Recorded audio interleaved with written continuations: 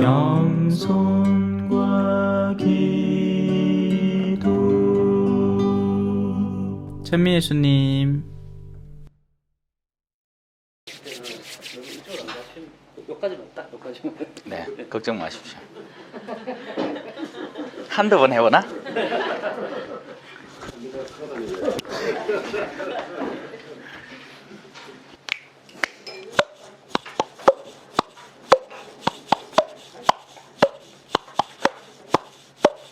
오늘 오신 분 중에 부자 없지요? 각오하고 들어있어요. 뭐 여러모로 부자들이지 뭐. 예. 부자요. 상표 안 됩니다. 예? 상표 안. 아, 상표 안 돼. 네, 방금 똥 얘기하려고 했는데 참아야 되겠다. 누가 부자일 것 같아요, 여러분?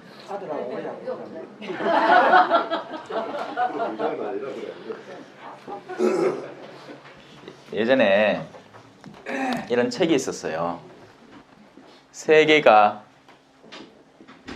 100명의 마을이라면 그 가운데에서 자동차를 가진 사람은 10%도 안 돼요. 자기가 마실 물이 있는 사람이 한 50% 안에 들어오는 사람이에요. 집에 수도꼭지를 틀었을 때 물이 나오는.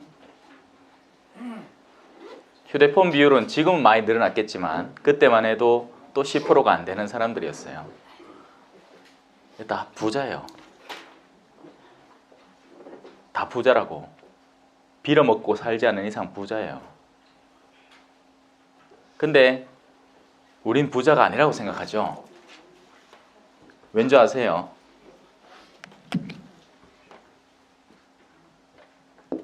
기준점 높이의 뭔가를 받지 않는 이상은 우린 다 그 밑에만 있다고 생각하기 때문이죠. 우리 밑에 이미 깔려있는 어떤 요소들을 전혀 보지 못하는 겁니다. 물질적으로 부자가 아니라고요? 저는 늘 제가 부자라고 생각해요. 가난한 동네에 있다 왔기 때문에. 그런 사람들이 너무나 일상적으로 그 가난을 살고 있다는 걸 알기 때문에. 근데 우리가 그런 시점을 갖기는 쉽지 않죠. 우리가 그렇게 뭐 가난한 동네에서 한 8년을 살아보지 않는 이상은 우리가 부자라는 생각을 못하는 겁니다. 이 수업을 미리 땡겨하면 안 되지. 그죠? 점에만 참았어, 점에만. 신앙특강에 사람이 줄면, 신앙특강 자체가 사라지면 나중에는 뭐 보고 싶은 신부가 와도 못 본다 했겠네. 올 기회가 있어야 보지. 그죠? 신앙특강 계속 사람 많고 잘 나오고 그 하면 나중에 또 제가 나올 끼고, 그죠? 네. 지 보고 싶은 신부 왔다고 숑 나오고 보기 싫은 신부 오면 아이고 내 언제 만족하고 이렇게 하면 안 돼. 우리가 또 신학교에 이제 새로 부산교구 신부님들이 오셨잖아요. 그래서 이제 다음 주에부터 강의를 하신다 하였기네. 한번 들어보시소. 혼인에 대해서 이야기한다 하였기네. 그것도 얼마나 재밌을까? 재미는 없어도 오늘 우리가 배우는 게 또 인내. 어? 그런 인내를 훈련한다 생각하시고 재미만 찾다가는 제대로 된 신앙생활 못합니다. 내가 재미만 찾았으면 내 지금 이익하고 있겠나? 네? 벌써 저 어디 오렌지족이나 대가 막 머리 뻘거이 물들이가 막 나이트클럽 돌아다니고 있겠지. 이 제주가 이게 보통 제주입니까 이게? 에? 주색 잡기에 능할까 이가?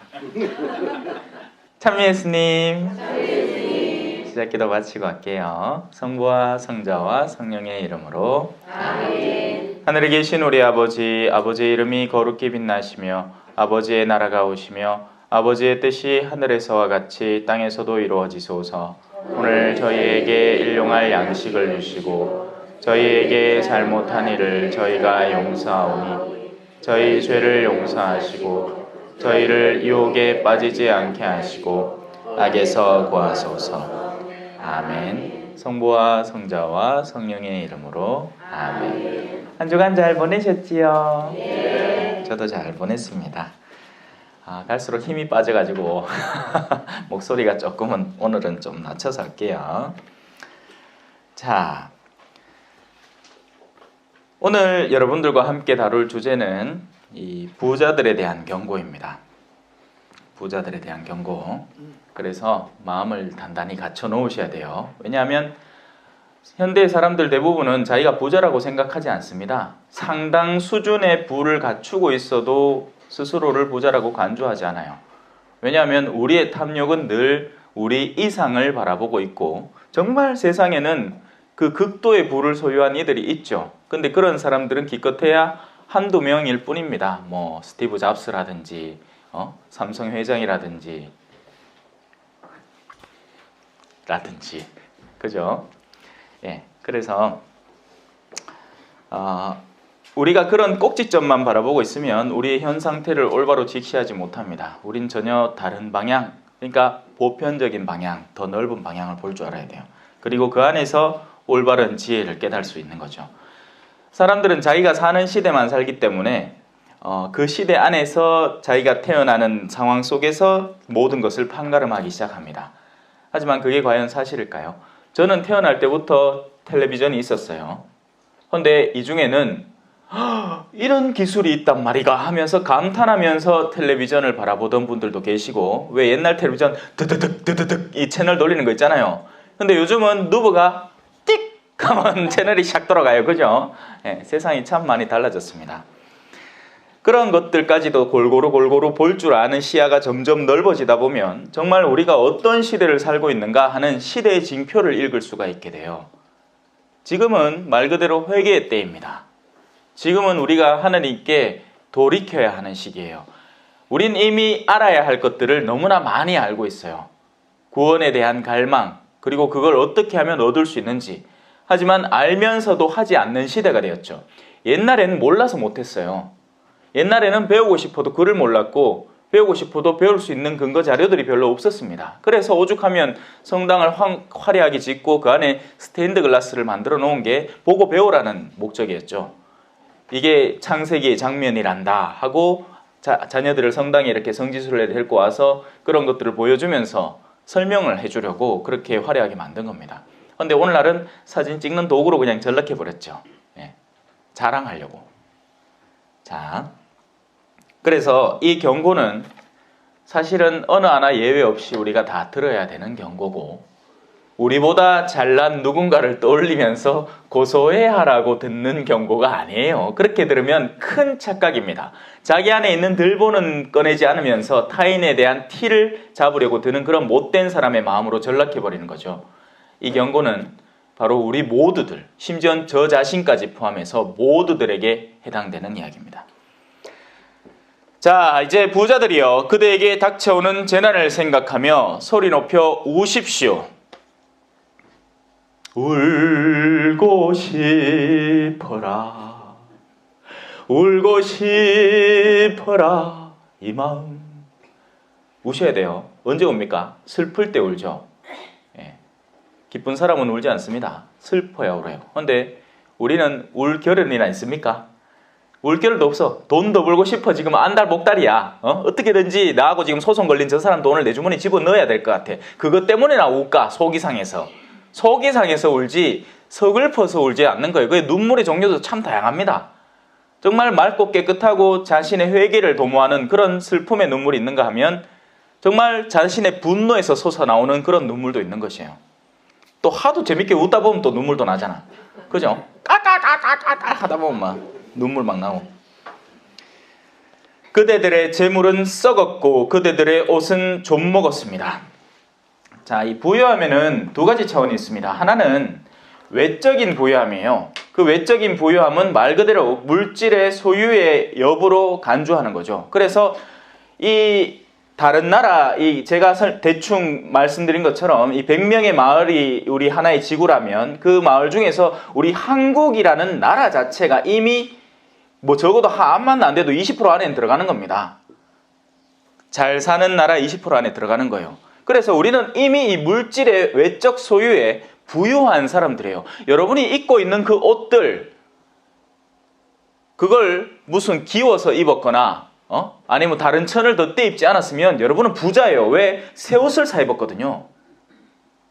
제가 볼리비아에서 체험한 수많은 사람들은 중고 옷을 입는 게 너무나 보편적입니다. 시장에 중고 옷 시장이 아예 있고 그 시장이 오히려 더 활성화되어 있지, 새 옷은 정말 우리 왜 설빔, 명절 빔 이런 때나 그때도 뭐 새 옷은 아니다. 그저 다림질 한번 한 옷, 어머니가 이거 다다다다다다다다 다리미질 한 옷, 이거 뭐라 합니까? 이거 때리는 거 다듬이질을 한 옷을 입었다는 거지, 풀을 먹인 옷. 새 옷을 입기는 정말 쉽지 않았어요. 그만큼 천이 귀하기 때문이죠. 근데 우리는 그렇지 않다는 거예요. 우리는 이미 이 물질의 소유에서 외적인 부유함을 형성하고 있다는 겁니다. 그리고 시대적으로도 옛날에 비하자면 오늘날이 얼마나 풍요해졌는지 모릅니다. 예. 정말 아끼고 나눠 쓰던 그 시대. 자, 그것이 1차적인 이 외적인 부유함에 대한 내용이에요. 그리고 그 이면에 내적인 부유함이 있습니다. 이 내적인 부유함은 크게 두 가지, 쾌락과 사치로 정의돼요. 쾌락을 누리려는 마음, 사치를 누리려는 마음이 내적인 부유함을 형성하는 겁니다. 그리고 이런 사람들은 쾌락을 못 누려서 슬프고 짜증나고, 사치를 못 누려서 화나고 뭐 등등 속에 이런 어둠들이 잔뜩 깔려 있는 거죠. 여러분들을 보시면 나는 외적 부자인가? 근데 외적 부자는 아닐 수도 있어요. 그러니까 단순히 물질을 소유하고 있지만 그 물질이 자신의 몫이 아니라는 걸 철두철미하게 깨닫는 사람인 겁니다. 그 사람은 못 도와줘서 한 날이야. 이 사람은 어떻게 하면 지금 내가 공연히 지니고 있는 이걸 누구를 통해서 정말, 근데 그걸 하려면 올바른 분별이 필요하죠. 예? 그냥 아무나 막 주면 안 돼. 가난한 나라에서도 아무에게나 돈을 막 주면 가만히 있던 마음도 변질됩니다. 악하게 변질돼요. 돈을 사랑하는 마음으로 변질된다고요. 여러분들이 손주가 이쁘다 하면서 쥐어주는 그 만원짜리 5만원짜리 돈들이 결코 그들을 잘 해주는 게 아닙니다. 마음을 변질시키는 거예요. 전에 없던 마음, 그렇게 받은 돈들을 써보면서 이 돈이라는 게 어마어마한 능력을 지닌 거구나 하는 돈에 대한 욕구를 용솟음치게 만드는 그런 도구로 변질시켜버리는 거예요. 자녀들을 망쳐버린 겁니다. 자녀들에게 좋은 선물을 해준다 하면서 10만원짜리 20만원짜리 막 그 장난감을 막 사주잖아요. 그러면 결국 그 아이들의 마음을 망쳐버리게 되는 거예요. 분별 있게 해야 되는 거죠. 분별. 그래서 우리는 외적 부유함을 지니면서도 내적인 부유함이 없을 수 있어요. 자신에게 쾌락과 사치를 즐길 마음이 없으면 외적으로는 부유하지만 내적으로는 부유하지 않을 수 있다고요. 그럴 수 있을까요? 그럴 수 있을까? 거의 0.0000001%나 그럴까? 외적 부유함은 내적 부유함과 긴밀히 연관되어 있습니다. 왜? 이 내적 부유함을 즐기려고 외적 부유함을 추구해 왔으니까요. 에? 아니, 세상에 돈 나눠주려고 부자 되고 싶은 사람이 과연 몇 명이나 될 것 같아요. 근데 이 불가능을 하느님께서는 그걸 가능한 일로 이루신다는 거예요. 왜? 그분에게는 불가능이 없기 때문에. 부자가 하늘 날아가는 게 뭐가 같다고? 낙타가 바늘길을 통과하는 것과 같다고 했어요. 뭐 낙타가 아니고 밧줄이니 번역이 잘못됐니 암막해봐야 한마디로 힘들다는 얘기예요. 힘들다는 얘기입니다. 외적 부유함을 지가 이미 어느 정도 소유하고 있는 사람은 정말 이 내적 부유함을 깨고 하늘나라에 합당한 자로 정말 소위 말하는 거룩한 부자, 경건한 부자로 거듭나기가 굉장히 힘들다는 거예요. 예수님이 최후의 만찬을 준비하셨죠. 그거 기억나십니까? 어디 가면 잘 차려진 상이 있고 거기에 내가 갔다 하면 맞아들일 것이다. 왜냐하면 바로 그런 이들이 변화된 부자들, 언제라도 예수 그리스도께서 오신다면 주님 말씀하시면 내가 나아가리다 할 준비가 단단히 되어 있는 그런 거룩한 부자들이기 때문에 그 부자들에는 이런 외적 부유함을 소유하고는 있지만 언제라도 그 내적인 진실한 부유함, 이 가식적인 부유함, 내적인 부자들이 갖고 있는 그 거짓된 부 말고 진정한 부, 하느님의 나라, 그리고 의로움, 이런 것들을 위해서라면 언제든지 자신의 외적인 부유를 쓸 수 있는, 분별력 있게 쓸 수 있는 사람으로 준비되어 있다는 것입니다. 하지만 이런 사람을 제가 한국 돌아오고 나서 거의 찾을 수가 없었어요. 손에 꼽을 정도입니다. 오히려 역으로 있는 놈이 더하다는 말이 사실이에요. 있는 놈이 10원 한 푼 안 꺼냅디다. 얼마나 짠돌인지. 오히려 정말 소박하고 가난한 어르신이 자기 용돈 짜들 얼마 못 받는 중에 내 주머니에 2만 원씩 넣어줘. 아이고 신부님 까자 사드시라 하면서 아이고 어르신 예. 아이고 어르신 드시소. 만다고 내주노. 내 월급 받는다. 필요 없어요.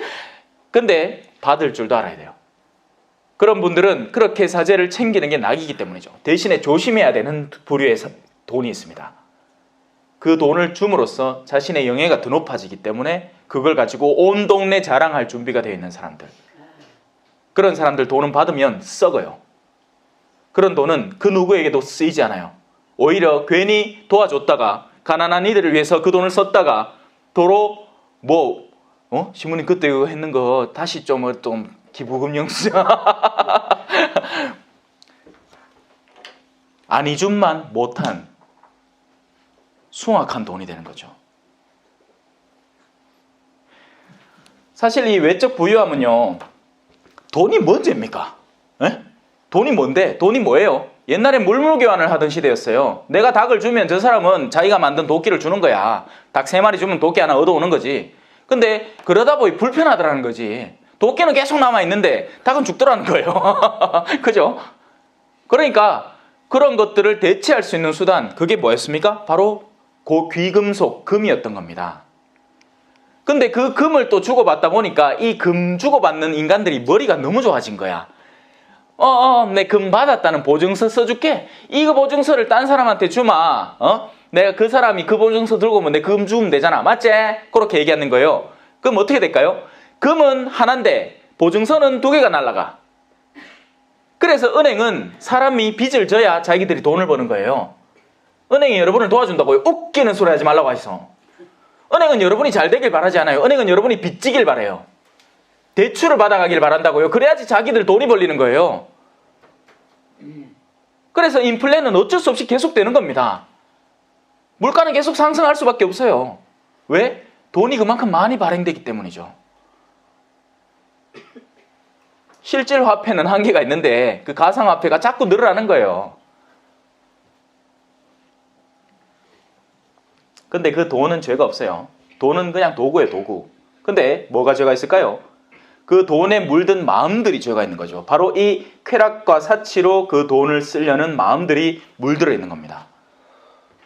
반대로 그 돈이 정말 한 사람의 성실한 땀에 의해서 벌려진다면 그 거룩한 땀으로 이루어진 그 돈은 거룩한 돈이 됩니다. 그래서 그런 종류의 돈은 받아도 상관이 없어요. 그런데 더럽혀진 돈, 누군가의 욕구가 들러붙어 있는 돈, 그 돈에서는 하루빨리 손을 떼는 게 맞습니다. 이해되십니까? 그래서 유산 상속이 날 때 이게 여러분들은 자기 돈이라고 생각하겠지만 그 돈에는 이미 다른 이들의 마음이 붙어 있기 때문에 다툼이 일어나요. 세상 누가 여러분들이 땀 흘려 번 월급에 욕심을 냅니까? 아무도 욕심 안 내요. 그건 여러분들이 고유하게 벌어들인 정당하고 합당한 돈이니까요. 욕심은 어디에 내죠? 저게 지끼 아닌데, 저게 원래 내 낀데 하는 그 돈에서부터 탐욕과 다툼과 싸움과 심지어는 살인까지 일어나는 겁니다. 이해되시죠? 그걸 이해해야 이게 이해가 돼요. 이 야고보서가. 그대들의 재물은 썩었고 그대들의 옷은 좀먹었다는 말의 의미, 그것은 바로 그대들의 옷과 재물이 바로 누군가의 피로써 이루어졌다는 겁니다. 그러니까 부자들이 그냥 부자입니까? 부자들이 그냥 정말 순진하게 자기가 노력해서 번 돈이 그만큼 늘어날 수 있어요? 아니에요. 뭔가 법을 피하거나 세금을 피하거나 정당하게 내야 될 몫을 피해갈 때 그렇게 돈이 벌리는 거예요. 정말 기회를 잘 잡아서 돈을 제대로 번 사람은 극히 미미한 퍼센테이지에 불과하고 많은 수의 부자들이 합당하게 정당한 수단으로 법을 피하지 않는 선에서 악을 저지르고 있죠. 법만 지키면 다 선입니까? 예? 아니잖아요. 자, 제가 포항에서 여기 올 때마다 고속도로를 지나오잖아요. 요즘에는 아예 그냥 100km 밑으로 와요. 그럼 속이 편해. 근데 전에는 급하게 와야 되잖아요. 그럼 어떻게 와야 됩니까? 카메라만 보이면 카메라 지나고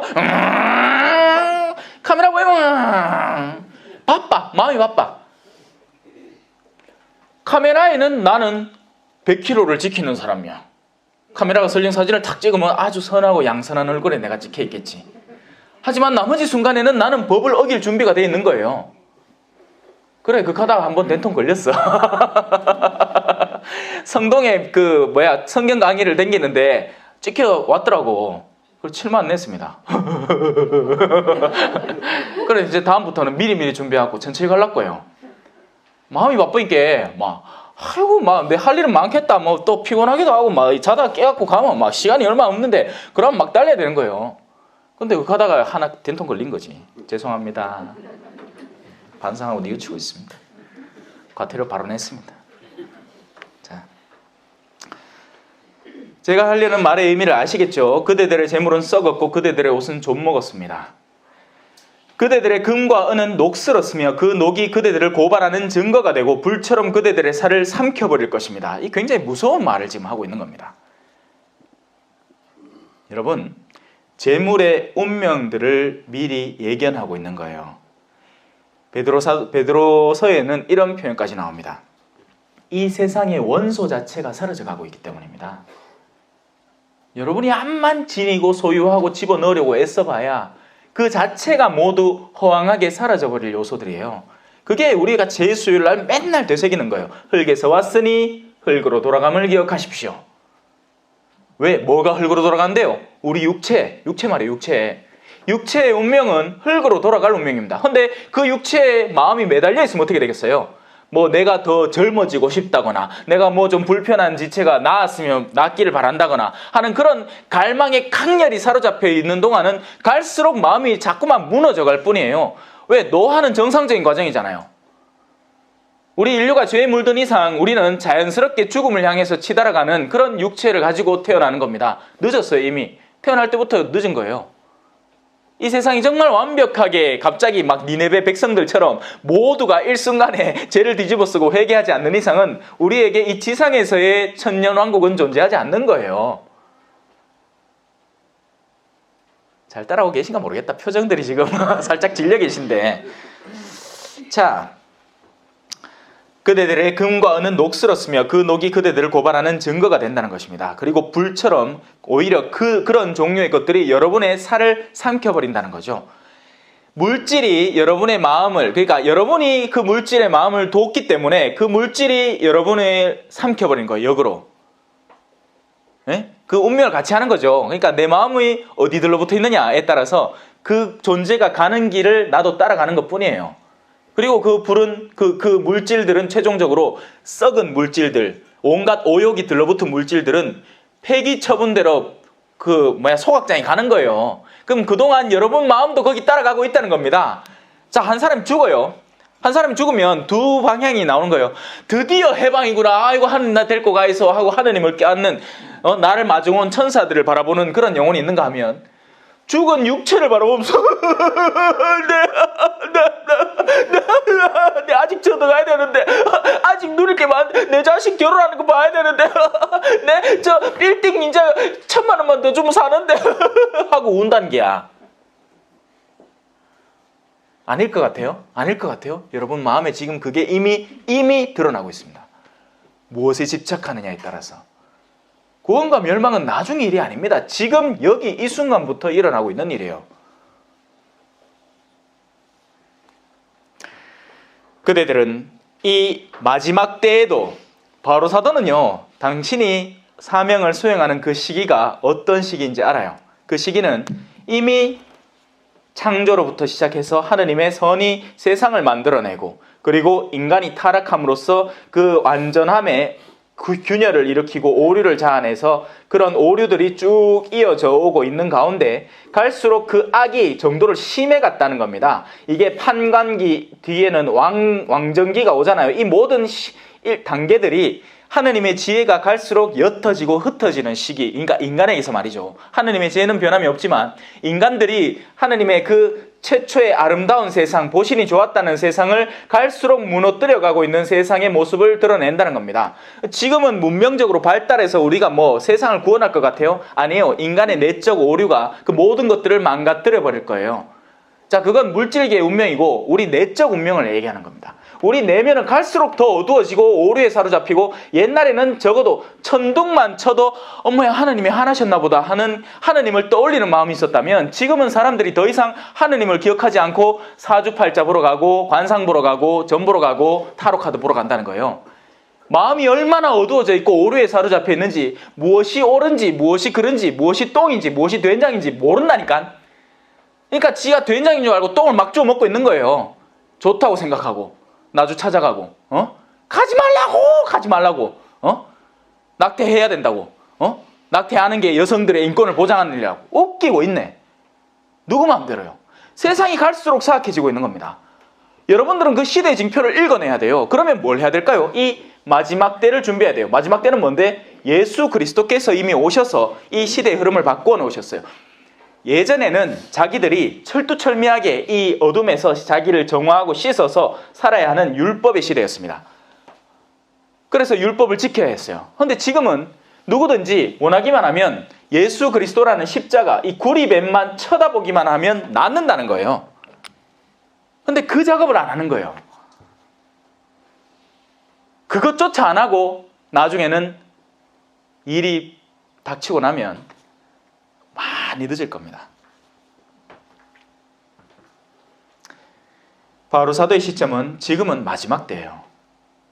지금은 시작점이나 지금은 중간점이나 지금은 뭐 유예기간이 있는 시기가 아니라 마지막 때라고요.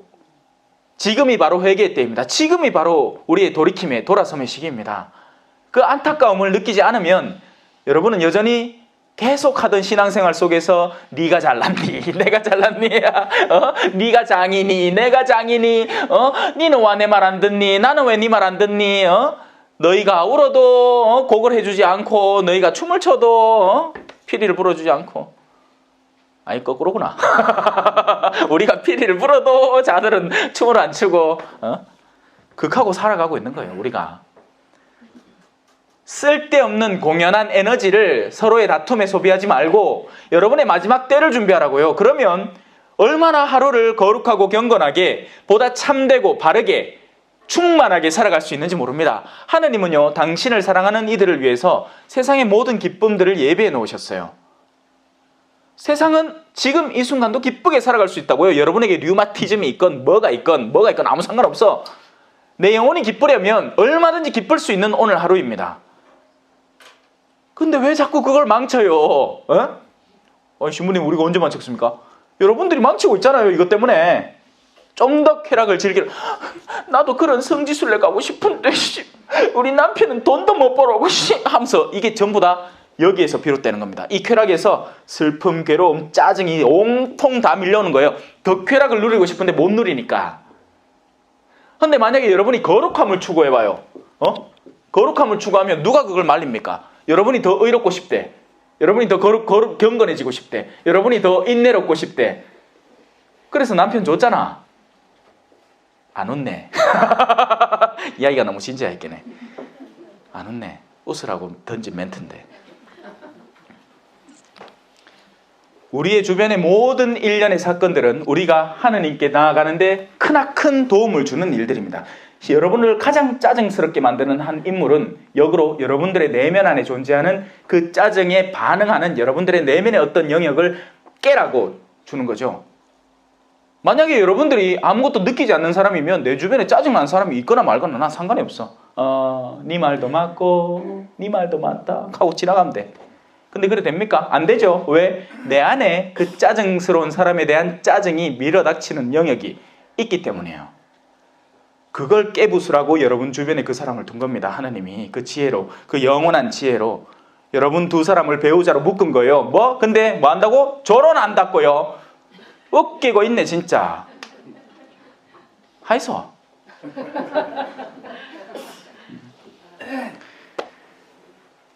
보십시오. 자, 이제 본격적으로 바로 사도의 비판이 시작이 됩니다. 아, 죄송합니다. 자, 이제 본격적으로 야고보 사도의 비판이 시작이 됩니다.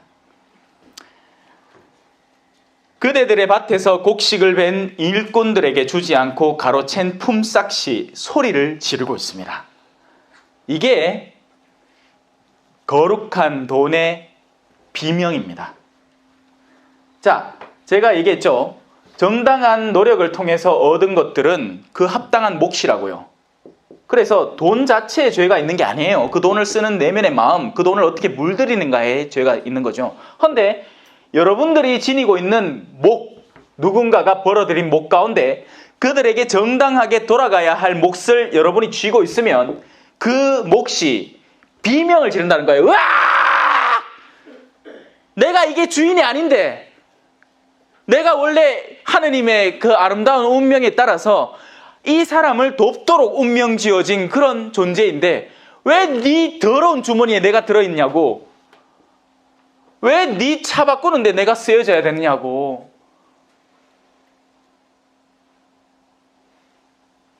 그 사람은 계속 모으기만 해요.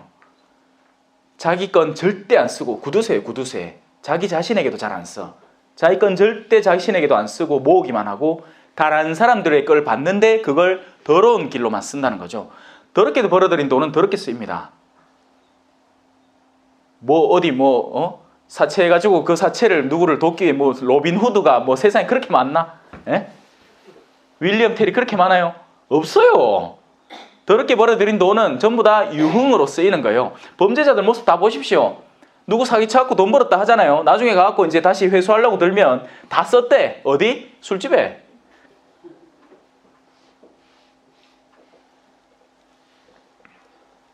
정당한 몫을 정당한 이에게 주십시오.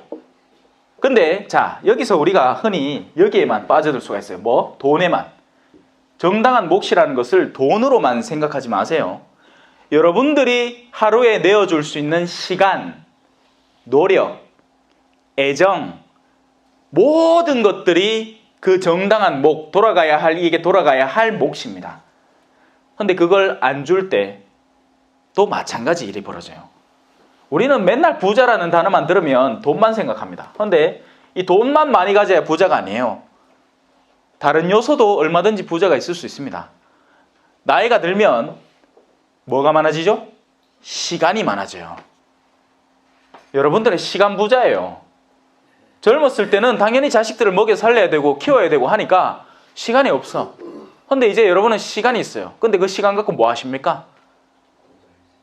돌려줘야 될 때 돌려주고 계십니까? 경로당과 화투만 치는 거 아이가?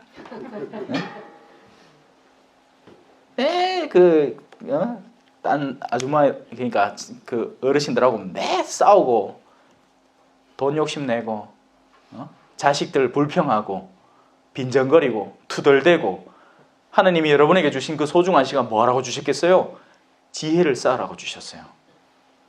내 지난날의 삶을 한번 돌이켜보면서 이제 나에게 풍성한 이 시간을 어떻게 쓸 수 있을까를 고민해보라고요. 거룩하고 경건한 가르침에 더 다가서고 그렇게 배워온 것들을 젊은 세대에게 나눠줄 줄 알아야죠. 근데 내 짜증만 부린 거야. 네? 자, 곡식을 거두어들인 일꾼들의 아우성이 만군의 주님 귀에 들어갔습니다. 이건 실질적으로도 그런데요. 요즘 들어서 우리나라에 외국인 노동자들이 진짜 많이 들어왔죠. 진짜 많아요.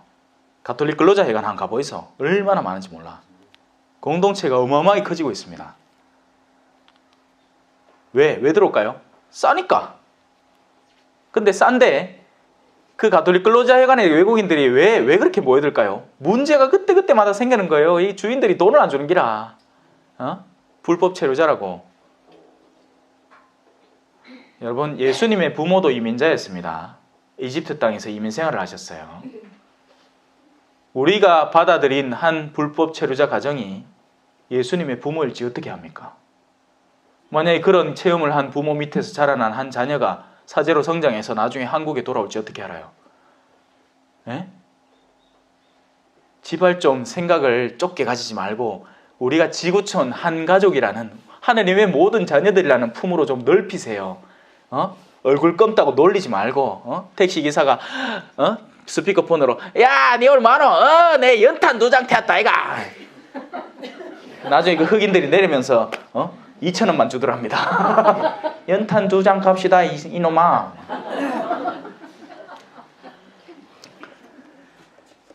자, 그대들은 이 세상에서 바로 사치와 쾌락을 누렸고, 쾌락은 육을 따라가는 욕구를 채우는 것을 말합니다. 우리는 이 육신이라는 것 외에도 정신과 영이라는 영역이 존재하니까 영을 채우는 흐름이 바로 거룩한 욕구를 채우는 거예요.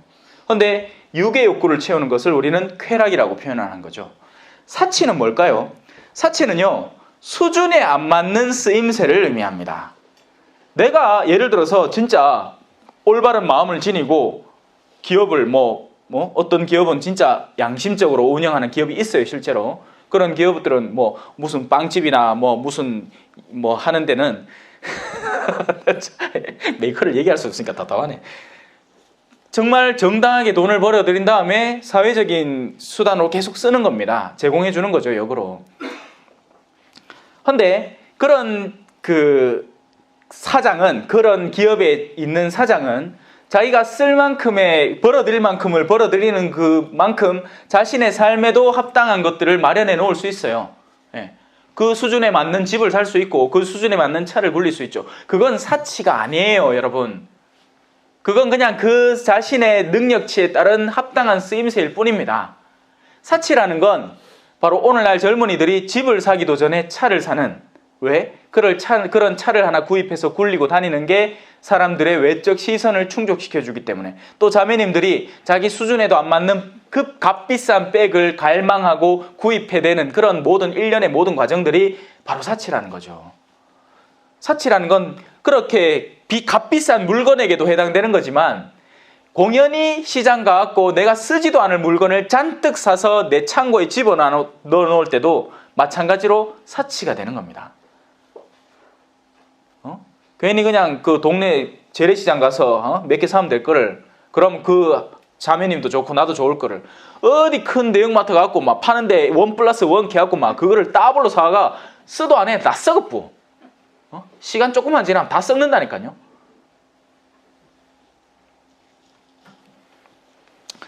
자, 사륙의 날에도 마음을 기름지게 하였습니다.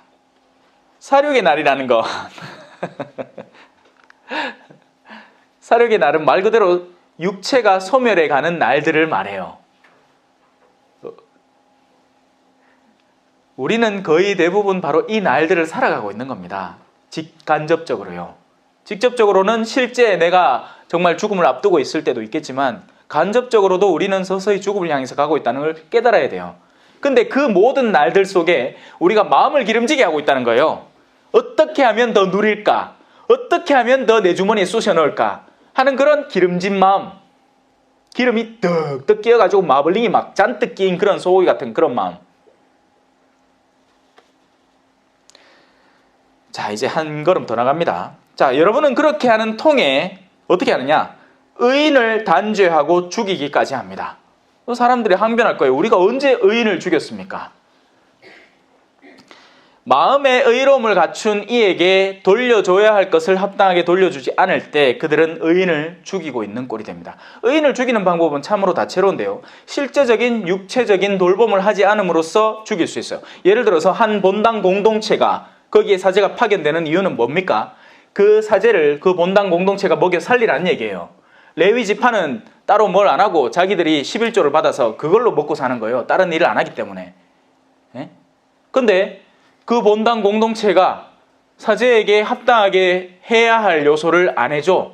그러면 직접적으로 육체의 위해를 가하는 것이고 그를 죽이는 겁니다. 식간자매라고 하나 떡 놔뒀는데 그 식간자매가 챙겨줘야 될 걸 안 챙겨줘. 그 일을 하라고 거기 파견돼 있는데 내 투덜거리기만 하고 바쁘다고 하고 일하기 싫다고 하고 신부님들이 다 밥 안 먹는다고 하고 나면 기뻐가 좋아갖고 막 날뛰고, 그런 못된 자매가 있으면 그는 직접적으로 그 의인을 죽이는 겁니다. 실제적으로 육체적으로 말이에요. 근데 그것만이 아니에요. 간접적으로도 얼마든지 죽일 수 있어요. 바로 우리가 흔히 독성죄라고 부르는 건데, 여러분 독성죄라는 게 제가 설명을 했지만 술 먹다가 술자리에서 시무님을 한번 툭 쳤다고 독성죄가 되는 게 아니에요. 독성죄라는 건 사제가 하는 본연의 직무에 방해를 가할 때 그게 독성죄가 되는 겁니다. 공연한 여러분들의 의심을 주변에 퍼뜨리면서 그 신부님에 대한 부정적인 의견을 형성해내기 시작할 때, 확실한 증거도 없으면서 공연히 그 신부님이 어느 날 하는 게 하나 마음에 안 들어서 그걸 마구 허풍을 떨어가지고 과장을 해서 다른 자매들과 껌 씹듯이 씹으면서 나눌 때, 여러분들은 말 그대로 그의 명예를 실추시키는 것이고 그의 존엄성을 훼손하는 것이고 독성죄를 저지르는 겁니다. 그래서 우린 말조심을 해야 돼요. 말조심하자고 배웠잖아, 맞죠? 3장에서 안 배웠습니까? 그게 안 돼. 얼마나 말을 하고 싶은지, 얼마나 사람들로 찬사를 듣고 싶은지, 자신의 명예를 얻고 싶은지 끊임없이 짓거려대는 이 혀가 독사를 하고 있다니까요. 그 말 속에 숨어있는 악의 씨로 다른 이를 죽이는 겁니다. 물론 사제에 대해서도 그렇지만 일반 사람들끼리도 마찬가지예요. 공연한 의심을 마구 퍼뜨리지 마세요. 그것이 확인되기 전까지 반드시 두 사람의 증인을 들어서 확증하세요. 그러고 난 뒤에는 행동을 하시면 되는데 분별 있게 행동하세요. 우리는 공연히 한 사람, 그러니까 우리가 친한 한 자매가 자기 남편에 대해서 투덜거린 얘기를 들으면서 같이 그 자매에게 동조해버리는 겁니다. 그래! 요즘 머스마들 다 똑같더라! 아니에요, 여러분. 경건하고 거룩하고 책임이 있는 머스마들도 많습니다. 넘어갑시다. 그대들은 의인들을 단죄하고 죽였습니다. 그러나 그 의인은, 만약에 그 의인이 여러분에게 저항을 했더라면 여러분의 죄는 감쇄됩니다. 감소돼요. 여러분들이 의인을 공격했을 때 그 의인도 여러분들을 니도 당해봐라 하고 공격을 하면 두 죄가 그냥 둘 다 쌤쌤이 되고 말아요. 눈에는 눈, 이에는 이니까. 근데 그 의인이 저항하지 않잖아요. 상대가 나를 엉망으로 대하는데 내가 그냥 그걸 가만히 참아봤고 나는 그에게 욕될 행동을 하지 않잖아요. 그러면 그의 죄가 가중됩니다. 그래서 여러분, 이 하느님스러운 복수를 하시라고요. 에? 누군가 나한테 해코지를 할 때 그 해코지를 고스란히 갚으려고 시도하지 말고 여러분들이 의인이 되어버리라고요. 물론 안 쉬워요. 선깔머리가 그래 안 돼. 누가 내 한번 콕 찌르면 속에서 막 끌어올라갖고 나는 따블로 찌르지. 근데 상대가 나에게 해코지를 했는데 내가 그걸 평온하게 그냥 받아들이면 여러분은 그에게 2배의 책임을 지우는 겁니다. 그래서 여러분에게 나오는 다음 구절이 뭐냐? 인내요, 인내. 참아야 하느니라. 참으라 했는데, 참아달라 했는데. 자, 그러므로 형제 여러분, 언제까지? 주님의 재림 때까지 참고 기다리십시오. 그 참음의 시기는 이 세상의 어떤 지점이 아닙니다. 아이고, 요놈은 고3 아들내미 요거, 아이고, 니 대학교만 들어가라. 그럼 내 그때부터 자유다.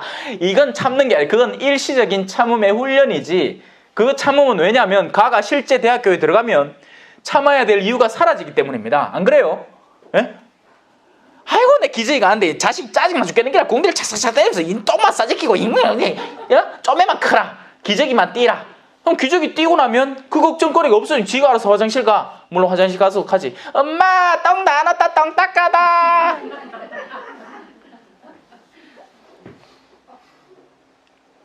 계속 그러니까 참음을 훈련하는 기회들을 하나님께서 우리에게 선물해 주신 겁니다. 근데 우리가 참아야 될 실질적인 기다림과 참음은 언제까지다? 주님의 재림까지예요. 주님의 재림은 2가지로 이루어지죠. 하나는 사심판, 둘은 공심판. 우리가 죽을 때까지가 1차적이에요. 그런데 죽고 나서도 의인들은 그 서로 간의 연대 안에 의인들의 통공, 성인들의 통공이라고 우리 사도신경에서 얘기하잖아요. 그런 가운데 끊임없이 하느님께 이 세상을 위해서, 지상의 평화를 위해서 기도하고 있습니다. 언제까지? 주님께서 다시 공적으로 오실 때까지. 말 그대로 구름을 타고 천사들의 위엄에 휩싸여서 이 지상에서 살아있는 이들과 죽은 이들까지도 다시 되살려서 올바로 심판하실 그날까지. 지금 우리에게 닥쳐오는 이 시기는요, 실로 어마어마한 것이고 아무도 그 앞에서 견뎌내지 못할 겁니다. 하나님의 자비가 필요한 거예요. 아무리 지가 이 세상에서 의롭게 살았다 하더라도 하나님이 당신의 생명책을 열고 올바른 분별을 시작하시면 그 앞에서 견뎌낼 사람이 아무도 없어요. 우린 겸손할 줄 알아야 돼요. 그런데 우리의 교만은 얼마나 극단적인지, 성당에서 지가 좀에 더 살았다고 이 동네 제일 잘하는 사람 내지? 그래 일 처리하면 안 되는 기라 그 젊은 신부가. 아이고 잘났다. 잘났어요. 그래. 하느님이 괜히 그 사제에게 사제직을 줬겠습니까? 하느님이 괜히 기름 부음을 했겠습니까?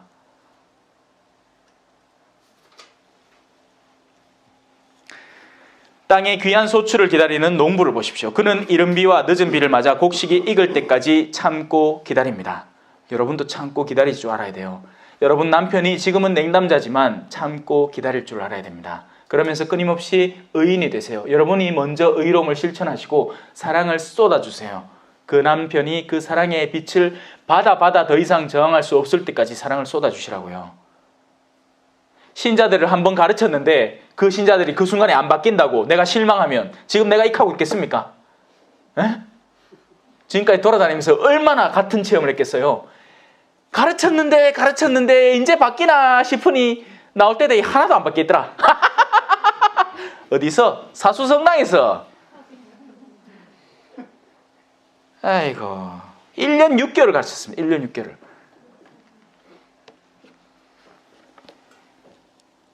바뀌기는커녕 더 악해져 있더라. 어떤 경우에는.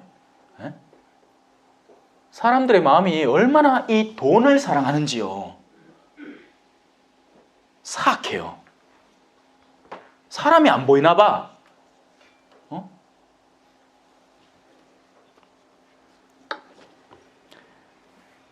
여러분도 참고 기다리며 여러분 마음을 굳게 가지십시오. 저는 그래서 또 가르치고 또 가르치고 또 가르칩니다. 물들 때까지. 왜? 그 사람이 이 복음의 물에 한 번만 제대로 들면요, 삶이 바뀌어요. 기뻐진다니까.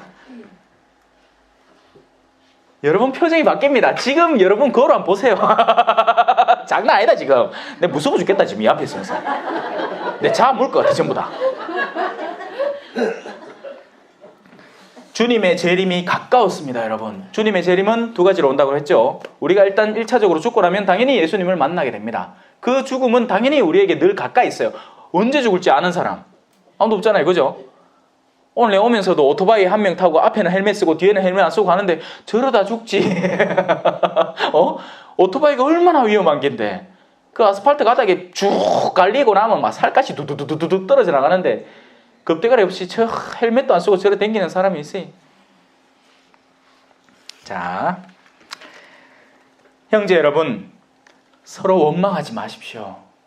차라리 원망할 시간에 인내를 발휘하고 견디고 서로 기다려주고 온유하게 친절을 베풀어 주십시오. 너희를 박해하는 자들을 위해서 뭐 하라고?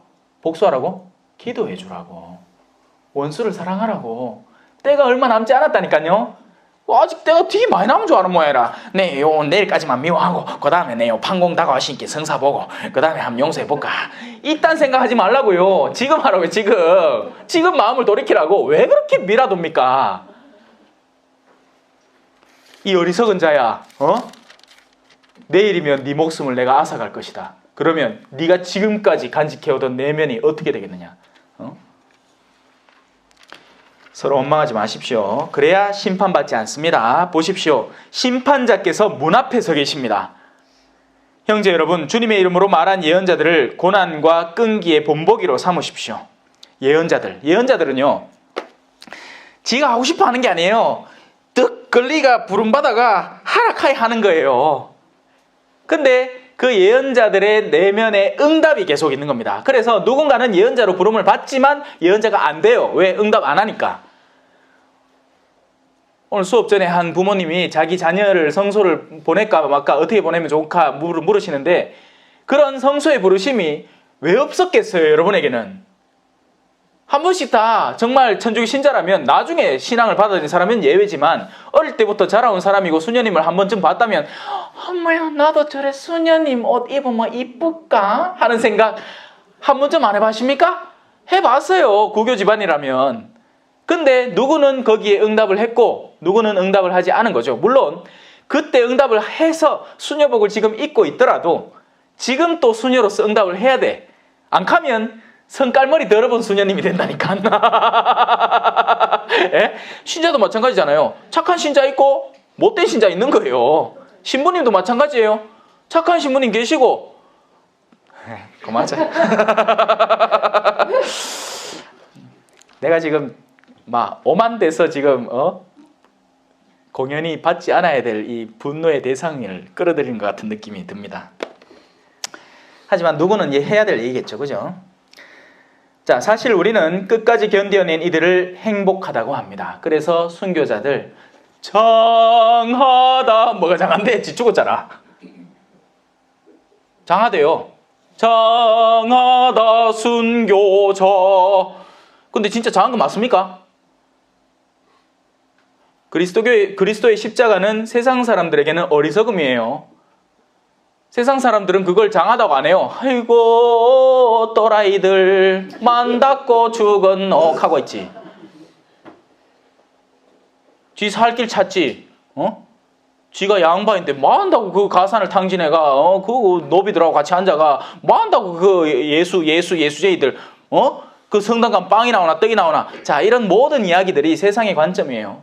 그들에게 순교자는 장하지 않습니다. 멍청한 사람들이에요. 하지만 우리에게는 장한 용감한 올바른 이들인 거죠.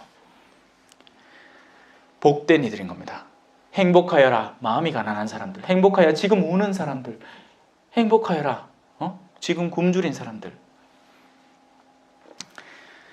여러분은 욥의 인내에 관하여 들었고 주님께서 마련하신 결말을 알고 있습니다. 알고 계시죠? 욥은 다 털렸습니다. 그럼에도 불구하고 나중에는 다 하나님께서 다시 돌려주셨어요.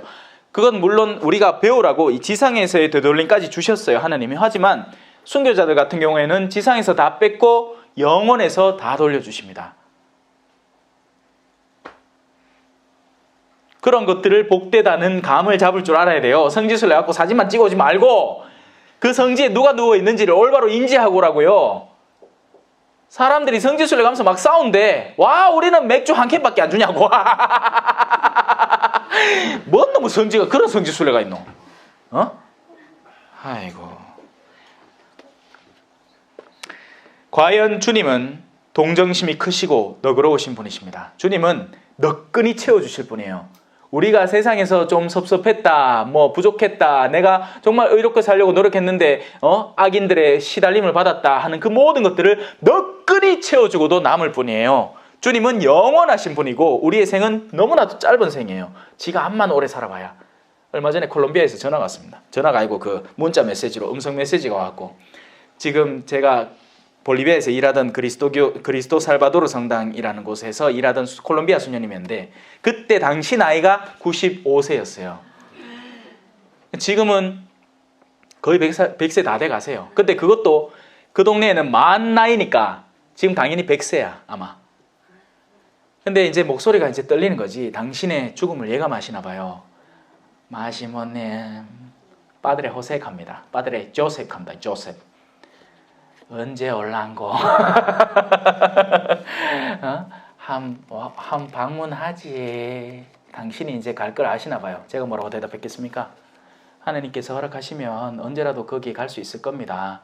다만 수녀님께서 돌아가실 때 제 영혼은 반드시 수녀님 곁에 있을 거니까 걱정하지 마시라고요. 하였기에 그 다음에 답이 또 왔어요. 수녀님은 이 글자는 잘 못 적고 녹음을 해. 아이고 마시모님 고맙다. 마음이 진짜 기쁜 게 느껴져요. 그 목소리가. 예? 역시 시모님은 그래 내일 그래 사랑해주고 기억해주는 거 내 알고 있다 하면서. 그런 게 기쁨 아닙니까? 맞아요. 그런 게 기쁨이에요. 서로 챙겨주고 서로 기도해주고 서로의 가는 길을 아는 거죠. 그리고 다시 만나는 거예요. 다시 만나는 겁니다. 우리는 헤어지는 게 아니에요. 일시적인 헤어짐의 슬픔이 존재할 뿐인 거죠. 진짜 슬퍼야 될 거는 온갖 저지레 다 하고 죽는 그 무스매를 위해서 슬퍼야 됩니다. 남정네 제발 세례 좀 받으라고 막판까지도 고집을 피우다가 이제 신부님 오신다 하는데 뚜 하고 갚으면 아이고 고집이 얼마나 똥고집인지.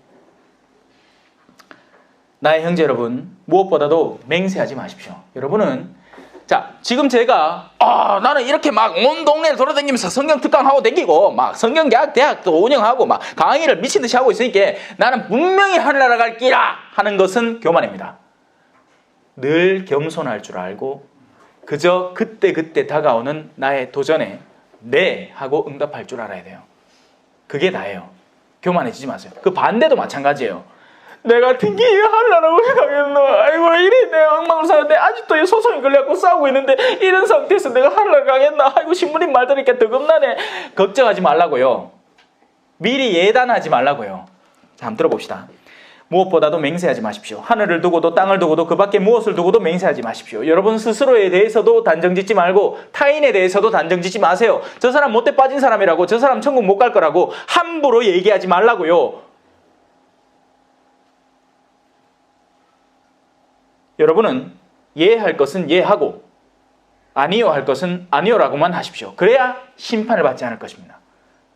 지금 여러분의 귀를 때리는 제 강의 내용에 대해서 수긍을 하면 예하고 아니요 같으면 아니요라고 하세요. 마음대로 하세요. 저 맨날 하잖아. 마음대로 하라고. 결혼하고 싶다고 하라고. 제 문제 하지 말라 합니까? 대신에 그 책임을 누가 져야 될까요? 본인 스스로 져야 됩니다. 왜? 저는 분명히 하지 말라고 했거든요. 근데 하고 싶으면 하는 거예요. 미워하고 싶으면 미워하는 겁니다. 바로 그런 모든 일련의 일상의 사건들에 우리는 예 혹은 아니요 하고 대답하고 있는 거죠. 말이 중요한 게 아니에요. 아멘 아멘 한다고 하늘나라에 들어가는 게 아니라고요. 아멘 아멘 하면서 집에 가고 마누라 기대기를 막 때리고 있으면 그게 아멘입니까? 아멘을 욕하는 거지. 원수를 사랑하라 하고 아멘 아멘 해놓고는 막 가갖고 누구 험담하는 게 그게 아멘입니까? 절대 아멘 아니에요. 그건. 여러분 가운데 고통을 겪는 사람이 있습니까? 요거는 그 병자 봉성체 가면 맨날 읽는 성경 구절 중에 하나입니다. 여러분 가운데 고통받는 사람이 있습니까? 그 병자 성사 때. 그런 사람은 기도하십시오. 즐거운 사람이 있습니까? 그런 사람은 찬양 노래를 부르십시오. 자, 그러니까 예하고 아니요라는 그 기준점은 이 외적인 예 아니요가 아니라 우리 내면 안에 존재하는 내 마음의 끌림에 예 아니요를 하라는 거예요. 그러니까 제가 이렇게 가끔 가다가 특강 자리에서 얘기를 하는데요. 요즘 한국 사람들은 감정이 없다 하면서 내가 암만 웃겨도 암만 슬픈 얘기를 해도 그때 예 아니요를 잘 하라고요. 철부지 어린아이와 같이 살아가시라고요. 주변의 시선에 나를 맡기고 나를 자꾸만 어디에 응축시켜 놓지 말고 자연스럽게 살아가라고요. 자연스럽게. 자, 여러분 가운데 앓는 사람이 있습니까? 자, 앓는 사람은 예외예요. 앓는 사람은 자기 혼자 해결이 안 됩니다. 그럼 어떻게 해야 되죠? 교회 원로들을 부르십시오. 몸이 아프면 의사를 부르면 돼요. 이제는. 옛날에는 의사가 없었기 때문에 원로들이 의사의 일도 하고 영적 지도자의 일도 했어요. 그래서 몸이 아프면 병원 가면 돼요. 저도 갑니다. 다음 주 월요일에. 몸이 아프면 의사에 가세요. 근데 마음이 아플 때, 영혼이 아플 때는 자기 혼자 해결하려고 들지 마세요. 제발. 그러라고 뭐가 있습니까? 고해성사가 있는 거예요. 판공보라고 있는 게 아니라 판공이라는 제도적 절차를 완수하라고 고해성사가 있는 게 아니라 내가 슬플 때, 내 영혼이 아플 때 찾아가라고 고해를 맹글어 놨더니 사람들이 오지도 않고 좀 가라고. 에? 마음이 아플 때는 가만히 있지 말고 내 혼자 이걸 어떻게 할까 저렇게 할까 하지 말고 원로들을 찾아가서 내가 암만 어리석어 보이는 원로라도 우리 주신 같은 분이 뭐 내 같은 거 돌보겠어? 내 영혼 상태를 알아보겠어? 가야파도 예언을 했어요. 대사제 가야파는 그의 대사제였기 때문에 예수님에게 가장 적합한 예언을 한 겁니다. 사제직분을 좀 신뢰를 하세요. 아이고 요즘 사람들은 이 신뢰가 없어. 큰일 났어. 안 믿어. 지가 제일 잘났거든. 지가 제일 똑똑하거든. 그러니까 유튜브 찾아보고 막 이런 신부님 정도만 내가 갈까 말까 극하고 앉았지. 교만한 사람들이 억수로 많아요. 진짜. 사제직 자체를 신뢰하셔야 돼요. 하느님께서 마련하신 이 교회 공동체 자체를 신뢰하셔야 된다고요. 그 기본적인 신뢰가 없고 지 선호도에 따라서 아유 나는 여신문이만 쫓아다니겠지 하다가는 도로 쫄딱 망한다 했긴 해. 나중에 그래 하느님이 그 사제를 도구로 충만히 썼어요. 그리고 나서는 그 사제가 어느 순간부터 마음이 변질되기 시작합니다. 그럼 그 사제가 멸망하잖아요. 솔로몬이 그랬잖아요. 솔로몬이 얼마나 큰 지혜를 받았습니까? 하지만 막 말년에 어떻게 됐어요? 이방 여인들하고 놀아난다고 정신머리가 하나도 없었는 거야. 쫄딱 망한 거예요. 사제직을 사랑할 줄 알아야 돼요. 하느님께서 조성하신 것을 사랑할 줄 아셔야 돼요. 이해하셨죠? 넘어갑시다. 원로들은 그를 위해서 기도하고 주님의 이름으로 그에게 기름을 바르십시오. 그러면 그 믿음의 기도가 그 아픈 사람을 구원하고 주님께서는 그를 일으켜 주실 것입니다. 영적으로 말이에요. 왜냐하면 현대교회는 이 육적인 차원이 과학기술의 문명의 발전을 하느님께서 허락하셨기 때문에 그쪽으로 맡기면 돼요. 육체까지 한 신부한테 찾아가갖고 성령기도에만 쫓아가고 네네네 요 특별히 좀 안수 좀 해주이소. 뭐가지요 요요요 목이요 안 돌아간다 하면서 제발 엉뚱한 소리 좀 하지 말고 어느 신부님 용하다든지 뭐 어떤 평신도가 예언을 잘하고 안수를 잘하는데 용하다 그딴 얘기에 쫓겨다니지 마세요. 제발 좀. 본질이 그게 아니에요. 현대교회의 본질은 영혼의 구원에 달려 있습니다. 영혼의 구원, 영혼을 살려내는 그게 핵심이에요. 몸 아프다고 신부를 쫓아다니지 마요. 몸 아픈 병원에 가요. 제발 좀. 우리 아는 외사촌 수녀님도 아프면 한의원 간다. 내 쫓아오는 게 아니고 내한테 성사는 보지. 에? 그러니까 그 구분점이 분명해야 돼요. 오늘날에는. 병원 가도 안 되는 거면 하느님께 의탁하세요. 그건 어쩔 수 없어요. 그건 하느님이 원하시면 낫술 끼고 때가 아니면 그냥 내버려 둘 거니까. 자, 또 그가 죄를 지었으면 용서를 받을 것입니다. 이게 핵심이에요. 죄의 용서. 중풍병자도 일어나 걸으라 이전에 네 죄는 용서받았다고 예수님 먼저 선언하셨죠. 잊지 마세요. 그러므로 서로 죄를 고백하고 서로 남을 위하여 기도하십시오. 그러면 여러분의 병이 낫게 될 것입니다. 여러분의 내면이 올바로 서게 되면 자연스럽게 그 정신적 스트레스와 육체적인 고난의 일부분까지도 자연스럽게 나아버리는 겁니다. 걸렸던 암도 사라질지 몰라요. 마음이 편해지면. 의인의 간절한 기도는 큰 힘을 냅니다. 의인이 하는 기도는 실질적인 것이고 실제적인 거예요. 그래서 의인이 기도할 때 그 기도를 순히 받아들일 줄 아세요.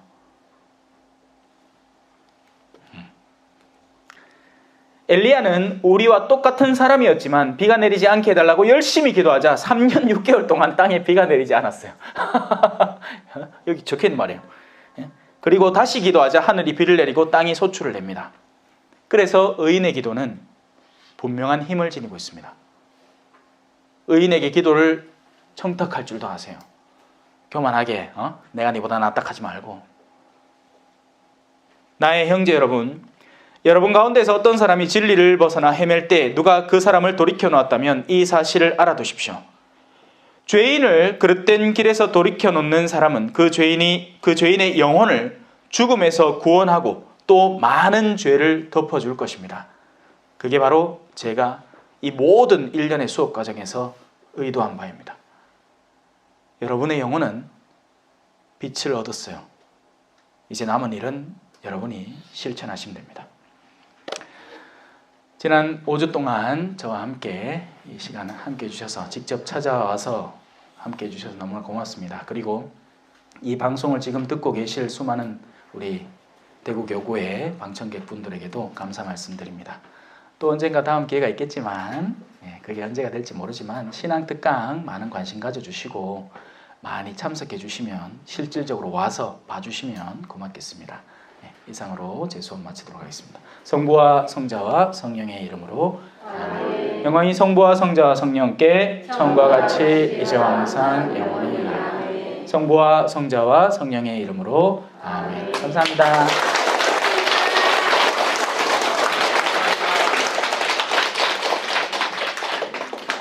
끝. 예. 너무 좋아하나? 예, 오늘까지 5주 동안 정말 긴 시간인데 포항에서 왔다 갔다 하시면서 고생 많이 해주시고 또 좋은 강의 해주신 마지막 요새 집중계 다시 한번 박수 부탁드리겠습니다. 다음 주에도 계속해서 신앙 겸손과 기도